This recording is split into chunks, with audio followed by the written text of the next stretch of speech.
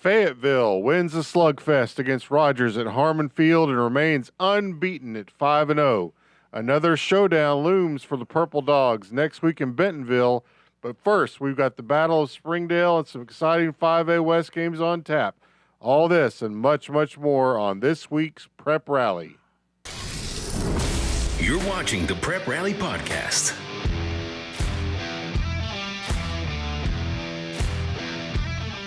Welcome to the Prep Rally Podcast, sponsored by West Termite Pest and Lawn. I'm Graham Thomas with the Northwest Arkansas Democrat-Gazette. I'm joined live in the studio with Rick Fires, NWA sports reporter legend, and Leland Barclay joins us from the River Valley. And guys, man, I am still buzzing all these days later about that Fayetteville Rogers game last week. I mean, you just don't recover from something like that. What a night, Rick. Yeah, man, I kind of snuck out there. I wrote a column on it, and, you still got to hustle that up. But, man, figuring up all them stats and numbers and trying to get everything right. And so I kind of slipped out on you there. Yeah, you did disappear. I was like, where's Rick at? I need some moral support here. I couldn't give you any moral support. I mean, it was a 3+ hour game. Just numbers, stats. It was an exciting game. I'm still counting up stats, by the way. Yeah. But let me say, there was a couple of defensive stops in there. We'll talk about that later. But excellent game. Lived up to the billing for sure.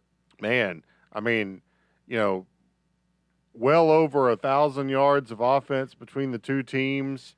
Neither of them could really run the ball, which was just really amazing. It's such a dominant, passing game performance, and I don't know that I've ever covered a game like that. It's that the evolution of the passing game has made it such that, my goodness, well, just think about this: your quarterback throws 6 touchdown passes, and you don't win the game. I mean, that to me, 20 years ago, they were unheard of.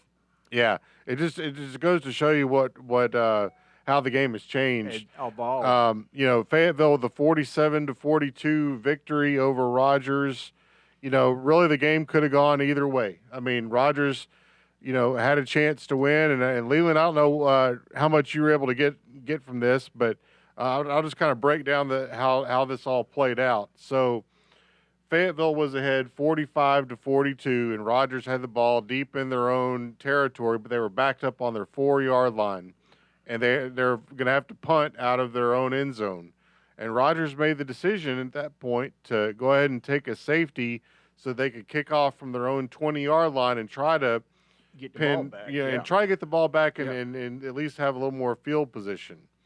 Okay, well, that didn't exactly work out that way because Fayetteville returned the punt, I believe, to the Rogers side of the field, about the 47-yard line.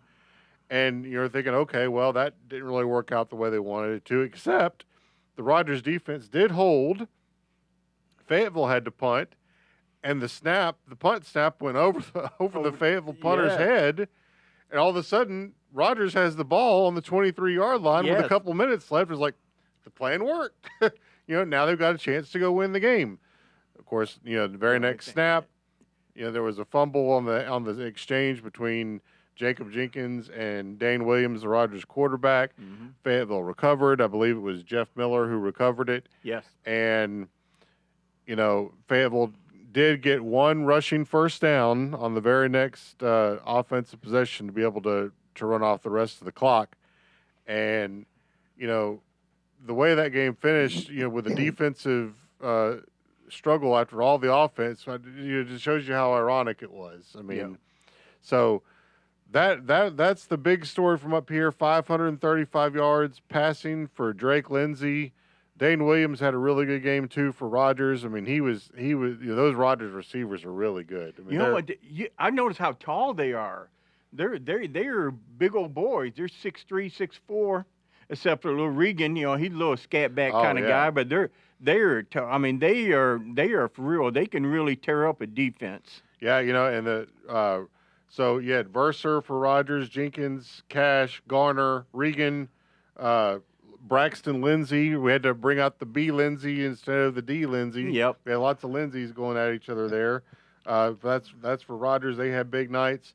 Jason Delamar, man, 13 receptions for 170 yards. Include what? Second play from scrimmage, right? Oh yeah, 84 yards on the Yep. second play to the house, and then Mason Spencer. Boy, what a game he had! 8 catches for 156 yards and 3 scores. So, Leland, I'm sure that was a lot to take in when you got the box score there. Oh, yeah, I couldn't wait to get that. You know, I don't know if I've ever seen a game or if there has ever been a game, actually, where there have been 12 touchdown passes, you know, combined in a game. I mean, that's just 6 by each quarterback. And, you know, those guys alone, they actually threw for more yardage than what was gained in the game because, you know, Fayetteville rushed for 1 yard. Rogers had a negative 41 yards rushing. So those guys combined to throw for more yards than there was in the game, you know, offense. Wow. And then 20 penalties, 10 by each one. 8 different receivers in the game caught touchdown passes, 4 for each one.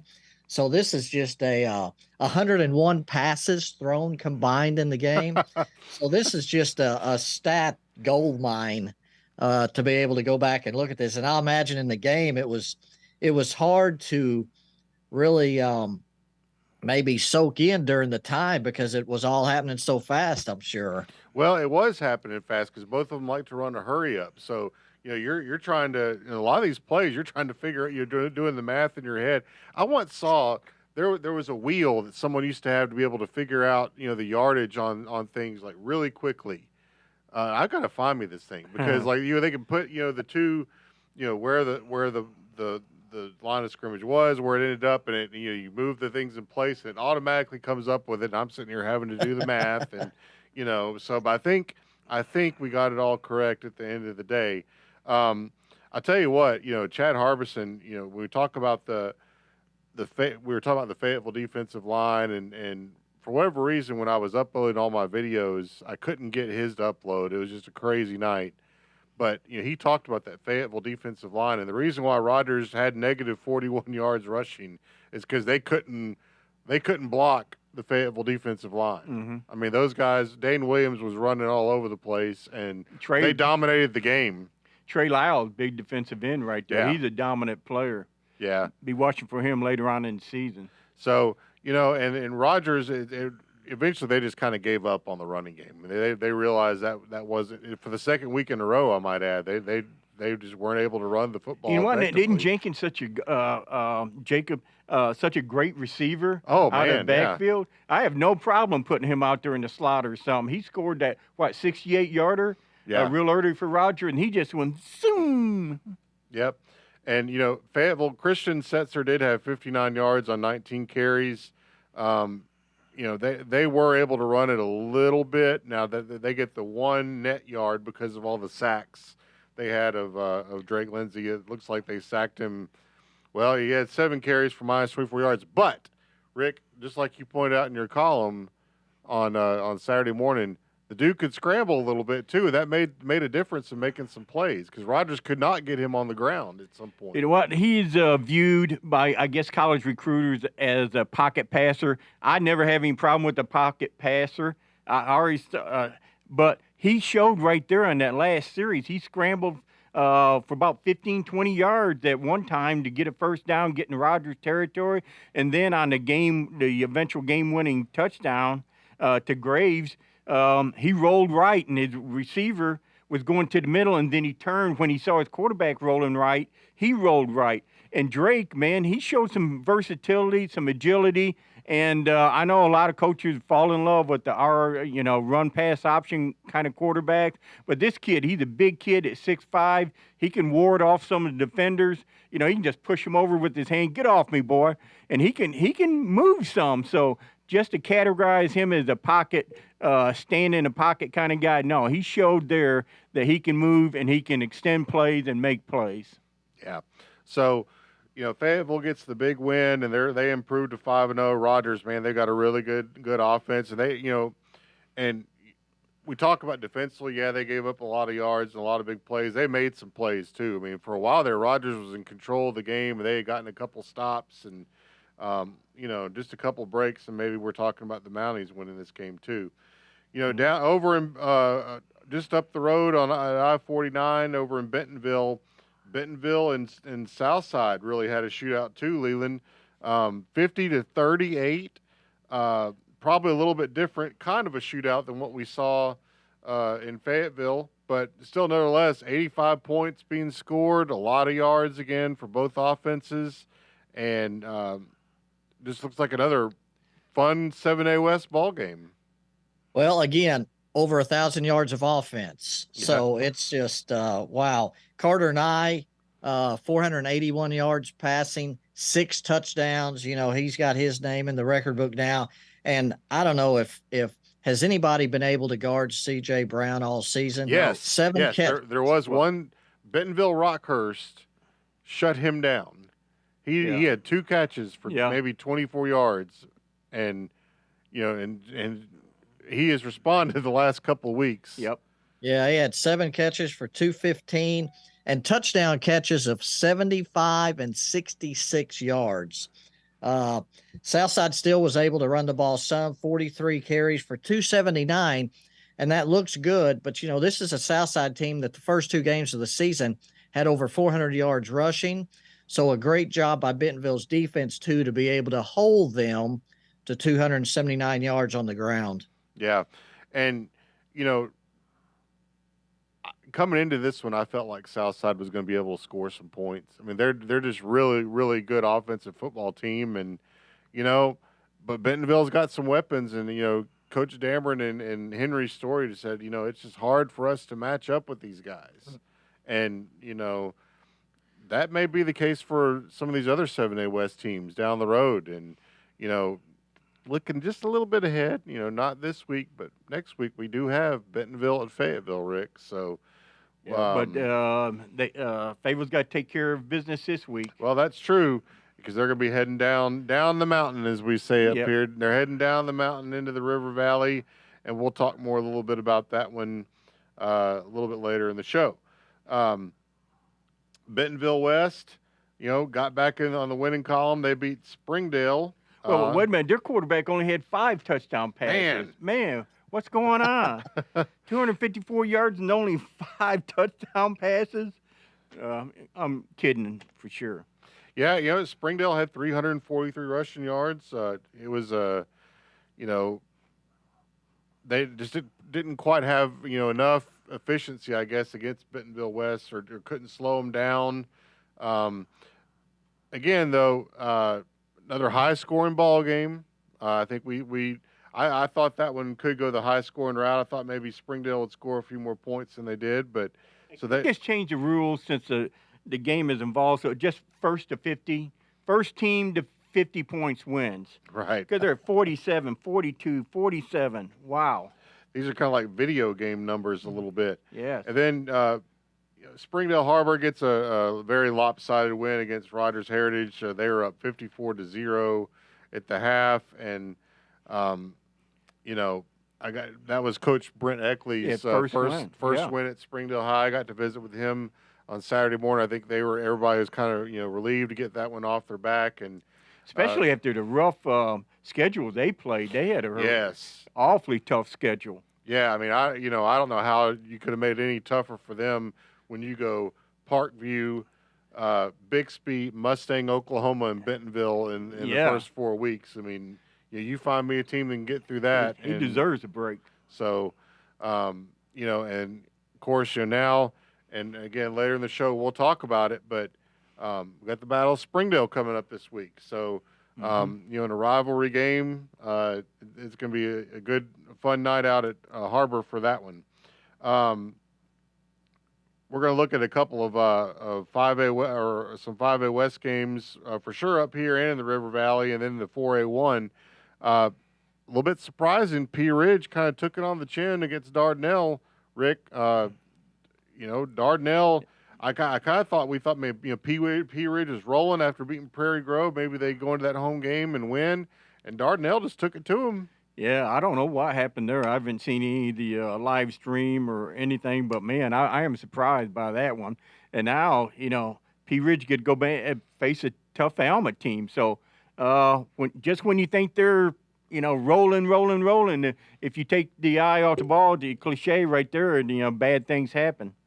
Well, and another team that would kind of been rolling, I thought would keep rolling, but kind of ran into a buzzsaw on Friday night. That's the Lincoln Wolves. They lost to Gravett, and we talked about that one last week. We thought that could be a good game. Gravett's good, yeah. And Gravett gets a pick six for what ended up being the winning points. Lincoln did score late, went for two to try to tie, didn't get it, and then Gravett recovered the onside kick and got the win. So Kelby Bohannon and the boys at Gravett, the Lions, get them a big win. You know what? I talked to the Lincoln coach as one of my notes before that game. And I said, man, how do you keep your kids? Because now Lincoln's got to play Ozark. Yeah. So that's in parlance about people gambling, that's called a trap game. When you got a team you think you can beat, and then you don't beat them, you're looking ahead to what on paper is a much tougher game, and that happens a lot. I'm not saying they looked ahead to Ozark because Gravett's really, really good, but man, that puts them in a little tougher position now. Yeah, it sure does. So as we move down to the River Valley, the conversation starts and ends with what Jackson Daly did at Alma the other night against Farmington. So Leland, I mean, maybe you can help us put it in perspective, but he set an Alma rushing record, right, for 320 yards against a really good Farmington defense, I thought. Really scrappy Farmington team. And then he passed for another 120 or 50 or whatever it was. I mean, he was our player of the week, no doubt. I mean, just think how Alma's always they're tough, they're strong. I'm sure they've had a lot of guys rush for a lot of yards through the years, including his daddy, Adam Daly. So that was really stunning performance, wasn't it, Leland? Yeah, we did a story, I guess, right as the season was starting, maybe right before it started, on Jackson Daly being a quarterback and how that was kind of viewed in the family. His dad or his grandfather, Marvin Daly, yes, his nickname was Freight Train. Yep. And he played fullback and linebacker. So that tells you what kind of player he was. And, of course, then his dad, Adam Daly, he had a cousin, Lee Daly, and a cousin also, Clark Moore from Van Buren, and all those guys were tough. They all of them played linebacker.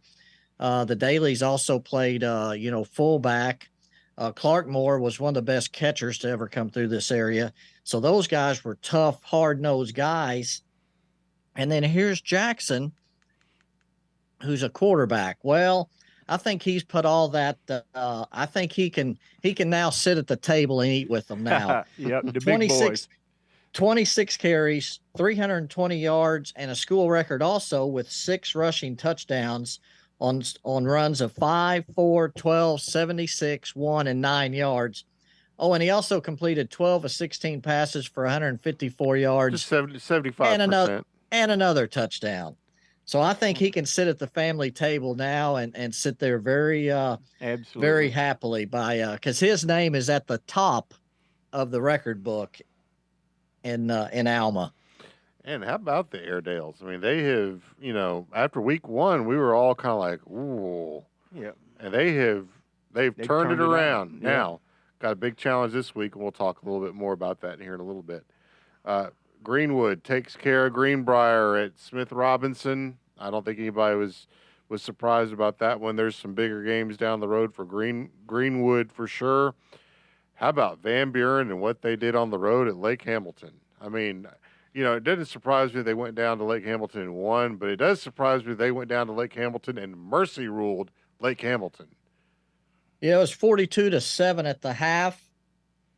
Defense, first 3 defensive possessions for Van Buren, they recovered a fumble, forced a punt, recovered another fumble, and made it 21-0 early in the second quarter. They scored 2 touchdowns within a 2-minute span of the second quarter. They scored 2 more touchdowns later in the second quarter and scored 35 points in the second quarter in a 49-28 win. When's the last time either of you guys went to a game at Lake Hamilton? I don't. Have you ever been there? I've never been there. It's a really neat setting to play, and I think it's a really tough place to play too. But it's really kind of difficult to get to. Like you got to go to Hot Springs, but you got to get a little bit outside of Hot Springs into the Piercy area. And Is it really like on the lake, right off the lake? no, I mean the lake's It's close, but you can't really see it from there. But it's they got this big brand new arena that's like right, and the Wolves. I mean, they run the football, but man, and Tommy Gilliran, he's been one of the best coaches I think in the 6A West for the last several years. Like that program has been really, really strong. Those are the biggest storylines of the weekend, I think. And so now we kind of look ahead to this week's games, and we're going to start in the 7A West, Rick. And the Battle of Springdale, is not a matchup of two teams that are both at the top of the league, but it is a really, really big game for both of them because, when we talk about teams that are fighting for playoff spots, these are two teams that are in that kind of position. The winner is certainly going to be in a better spot because they both won a conference game. Both of them have beaten Heritage, but they both have to do it a little bit differently. Springdale's been running that. It's not the triple option. It's power football. Yeah, the flex bone. Yeah. And Har-Ber is throwing it all over the field, and they got a really good, strong running game and really good offense overall. So I know you've covered this game probably been at this game a few times, and over at Wildcat Stadium on Friday, it's gonna be a battle. I mean, it always is in a rivalry game.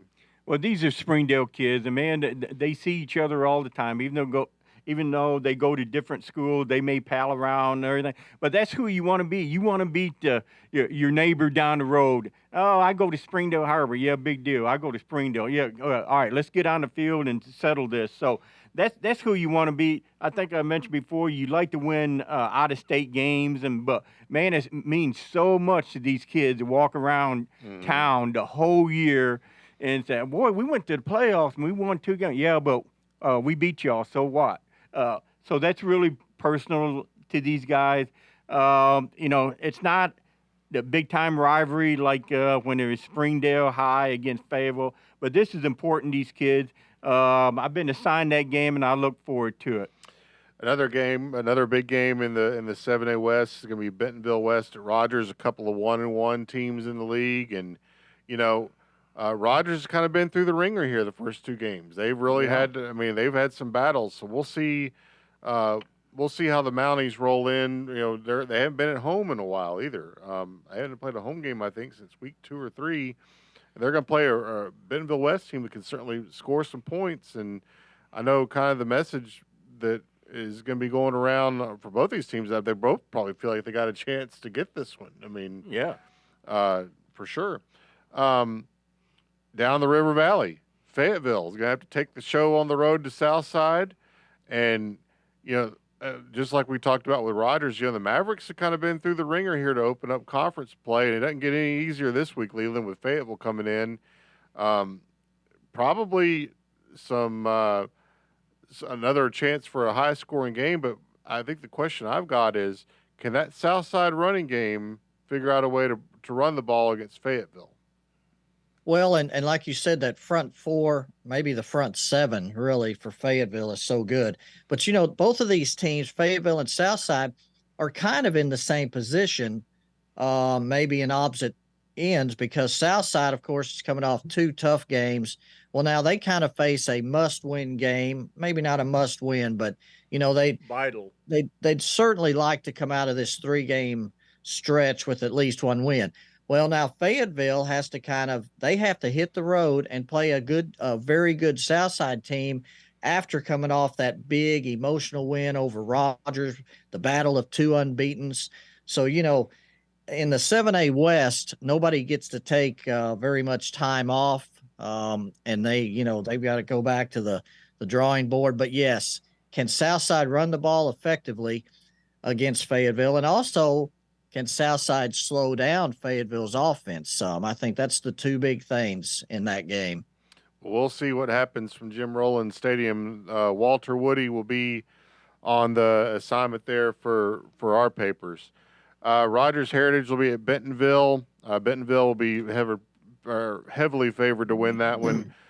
Fort Smith Northside at Jonesboro. So Leland, you got to see the Grizzlies get a win last week against Little Rock Central. That's a long trip from Northside to Jonesboro. So that's, we'll just see what happens over there with that one. Yeah, I have no feel for that game at this point. Northside had a great third quarter. They easily won over Central to go, 42-13. So have they kind of found their offensive stride now? I don't know. Jonesboro, it was only, they lost to Bryant. It ended up being, pretty big. I think it was 42-14, but it was a one-score game at the half. Mm-hmm. So, is which of these teams and what half of football will they be able to put together on Friday night? And it is at Jonesboro, and you're right. That's an extremely, you think about Northside traveling to Jonesboro from one side of the state to another corner of the state, and it's a conference game. Hey, Leland, I've made that when I lived in Fort Smith.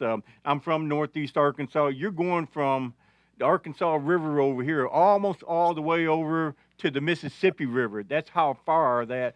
And it's not easy to get there either. You can go 40, then you got to get up 65, then you got to go 555, then you got to get into Jonesboro and find a high school. So that is a really difficult trip. And if Northside comes away with a win over there, not that Jonesboro not a great team, but they're a good team. But if they come away with the win after making that long trip, they'll deserve a lot of credit.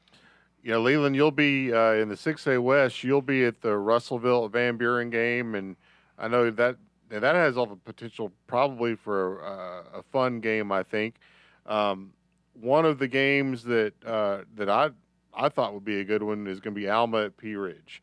So one, can Alma keep up the good string of play that they've had? Yep. And two, can Pea Ridge get back off the deck and get back and because we think. I like to think they're a better team than what they showed on Friday night. Didn't really play well against Dardanelle, and they're going to play an Alma team that is really rolling right now. So, again, we'll just see what happens. I think last week I talked about Pea Ridge is a surprise team in our area. Then they lose to Dardanelle, so they look a little bit vulnerable. But like you said, see if you can get home and straighten some things out. Shiloh Christian's making the trip over to Harrison on Friday. That's going to be, a good one. You just don't walk into FS Garrett. You don't walk into Crooked Creek and go mess around the Goblins like that. So we'll see about it. In the 4A1, Ozark at Lincoln. We've already talked about that one. Was Lincoln looking ahead? I don't know, but. I'm sure they've got Ozark's attention this week for sure. Absolutely. So, and then just another, there's a full schedule of games, folks. But then there's one game in the 3A1 I'm looking at, and Leland, I want you to chime in here too. Mansfield at Charleston. So you're looking at a 5-0 Mansfield team playing the poor 2-3 Charleston Tigers. But records could be deceiving, I think. Oh, absolutely. Charleston's still the defending 3A state champions, and they're still very good. You look at the 3 games they played non-conference and just throw that out. All that was a learning experience for a very, very young Charleston team because they lost to Elkins, Ozark, and Nashville.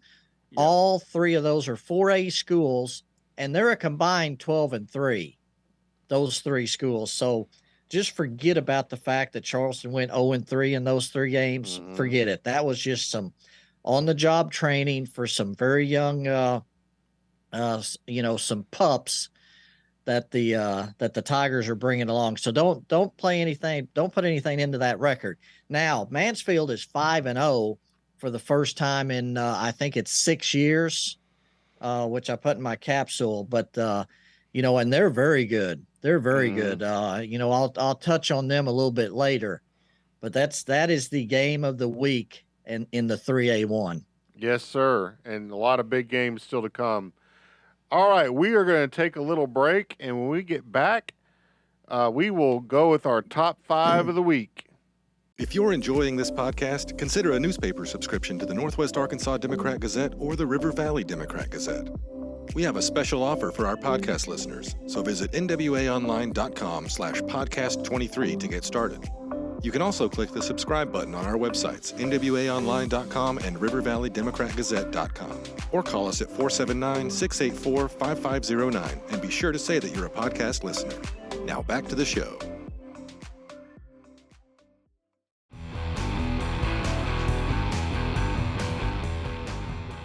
Welcome back to the Prep Rally Podcast, sponsored by West Termite Pest and Lawn. Graham Thomas and Rick Fires here in Fayetteville in the studio, and Leland Barclay is in the River Valley. And gentlemen, we're going to jump into the weekly top 5, and we're going to throw things a little differently this week. We're going to let Leland start us off. Well, I didn't even try to narrow mine down to 5. I'm just going to start with 7A in the River Valley, because what a week of football it was. Northside, of course, 42-13 over Central, but Northside had 63 yards of offense in the first half, 3 first downs on 28 offensive plays, but they still led 7-6. They get the second half kickoff. They're driving. Central recovers a fumble, takes it in for a touchdown, and they're up 13-7 early in the third quarter. Northside then scored 4 touchdowns within a 6-minute span of the third quarter to take command. Wow. Northside had 30 offensive plays for 263 yards in the third quarter, and McLean Moody was 12 of 25 for 258 and 3 touchdowns just in the third quarter. That's amazing. Northside recovered an onside kick, and they also recovered a pooch kick that just hit the ground, and Northside was the first one there to pick it up. And what a offensive performance, or at least what a quarter for Northside. And of course, then in 6A, Van Buren goes down to Lake Hamilton, wins 49-28. Van Buren scored 35 points just in the second quarter. They also got a fumble return, so it was an offensive defensive effort by Van Buren. Also in 6A, Greenwood took care of Greenbrier 35-7 with their 5th straight mercy rule. And then in 4A, Lamar goes to Haskell Harmony Grove, and they get a field goal. It's 14-14 at the half. Late in the game, it's still 14-14. They line up to kick a 35-yard field goal, and it hits one of their offensive linemen, and the officials blow the play dead, which it's a live ball. So they go and explain it to both sides, and by rule, Lamar can either take the ball there or replay the down. So they line up and then kick a 35-yard field goal to basically win the game, and then they get an interception late. But Louis Ballmer kicked a 35-yard field goal on a second attempt, and they win 17-14. So so was it 4th down when they kicked it? Yes, it was 4th down, but it's a live ball. And the officials blew the play. It was an inadvertent whistle, which blew the play dead. Okay. I gotcha. So by definition, the offense gets to choose. You can either have take the ball there and replay the down, or replay the down. Yeah. And no penalty or anything like that. And then of course 5A, Alma 56-35 with the big performance by Jackson Daly. But I'm saving the best for last in the 3A1. Hackett was down 35-7 in the second quarter. They come back and win 42-35. They scored 2 touchdowns at the end of the second quarter, scored another one in the third quarter, and then scored 2, including a Cole Ketchum 1-yard run with 2:45 left to win that game 42-35 after being down 35-7 in the second quarter. That was against who'd they beat? Lavaca, right? Lavaca, Okay. which was a big win. Lavaca was up 35-7. Hackett had 2 late turnovers, forced 2 late turnovers. One of them to set up the touchdown, and then the other one to preserve the win. And then the Mansfield went to Greenland and won 65-0. They were up 30-0 after the first quarter, 51-0 with 8:51 left in the second quarter, led 58-0 at the half, had 3 running backs over 100 yards. They too are running kind of the flex bone, had 3 running backs over 100 yards and won 65-0 to set up that big game this week against Charleston. All right. So I don't know how many that was, but that was. I don't know. I enjoyed it though. I mean, that's a lot of maybe great that was stuff the there. River Valley in 3 minutes.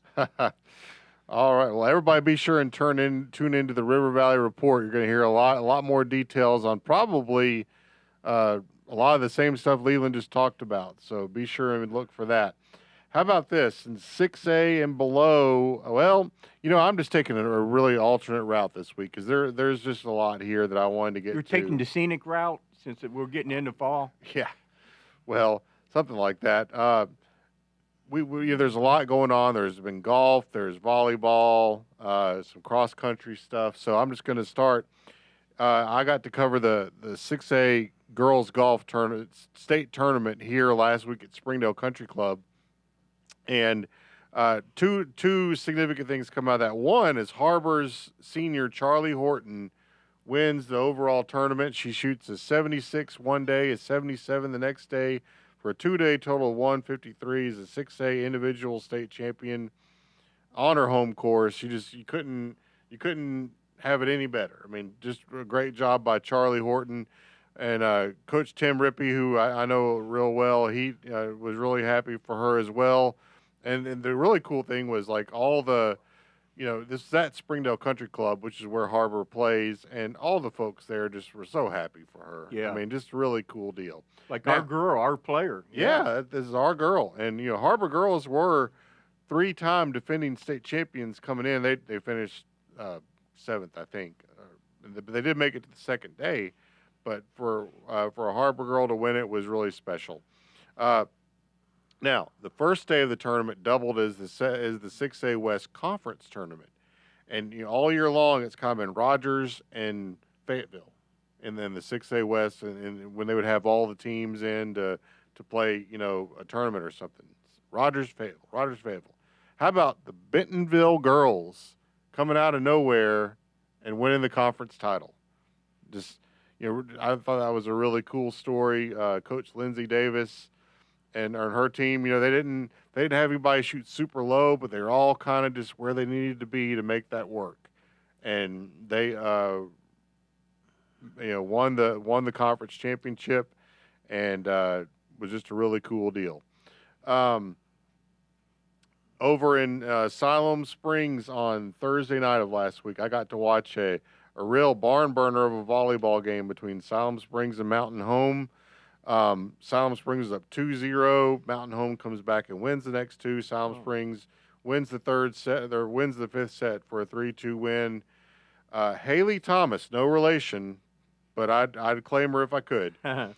47 assists, the setter. Wow. And she's she plays on one of the Ozark Juniors teams over here that's been really, really good.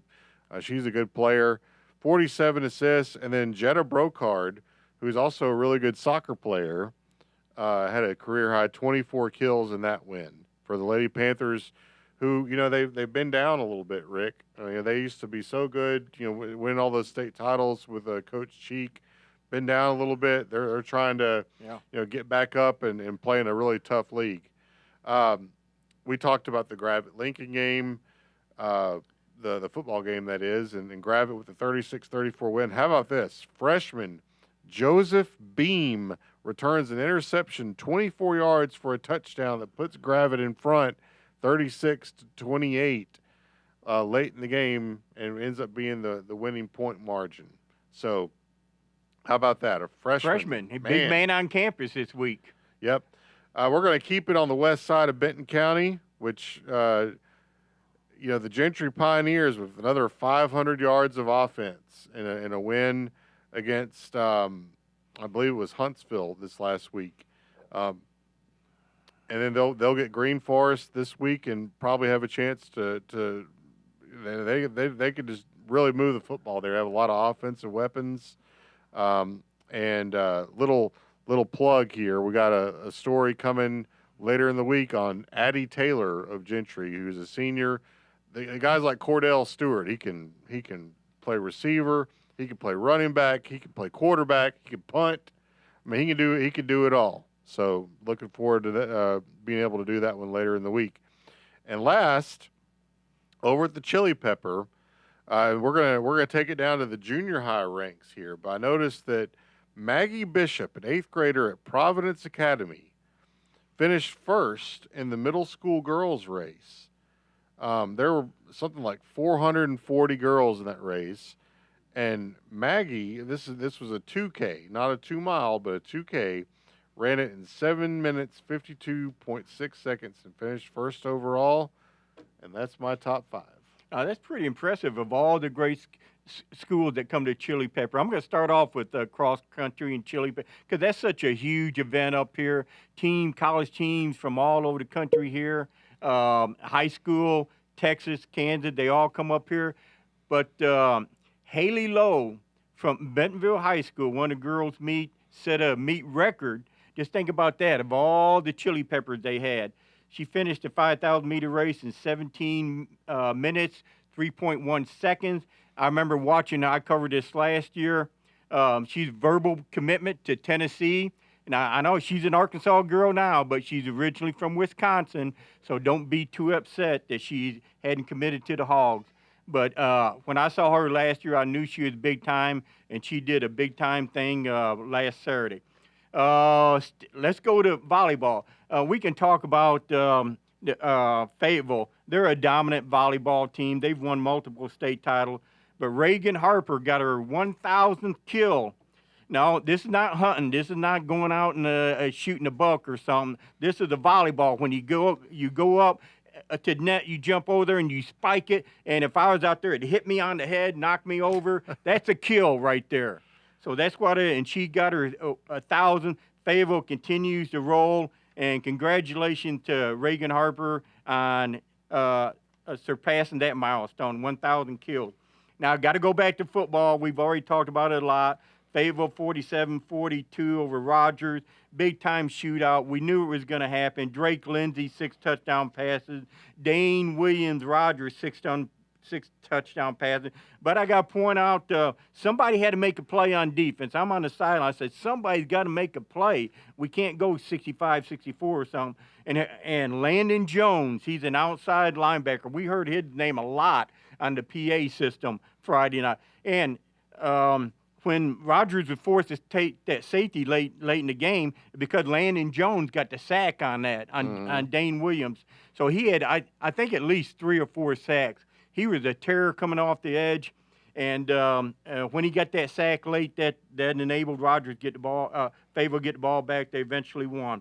Other quarterbacks, Carter Nye, Bentonville, he had 6 touchdown passes, including 75-yard strike to C.J. Brown on the first play from scrimmage. Bentonville West, Dalton Rice, 254 yards, 5 touchdown passes, and win over Springdale. Only 5. Only 5. Oh, man. Yeah, he's having a good year. He's got to work on it a little bit, but that's all I got. A lot of offense, a lot of kids doing great things. Get out here and watch some of these kids at the high school level before they're starting in NFL or college. Man, I'm all fired up. There's been a lot of good stuff this week, guys. Can we just head back out to the field right now? Yeah, Thursday. Thursday football. Let's go. Let's do it. Folks, you can listen to Prep Rally at nwaonline.com, or you can watch it on YouTube or anywhere where you get your podcasts. You can listen to it. I'd like to thank our sponsor, West Termite Pest and Lawn. Thank you for being our sponsor. And gentlemen, it's been a fun podcast, and we'll hope to have a lot of good stuff for you again next week. Same bat time, same bat channel. For Graham Thomas. What am I saying? What? You're him. What was that? What's that line from Austin Powers? Right. Allow myself to introduce myself. For Rick Fires, for Leland Barclay in the River Valley, I'm Graham Thomas, and thank you for listening to Prep Rally.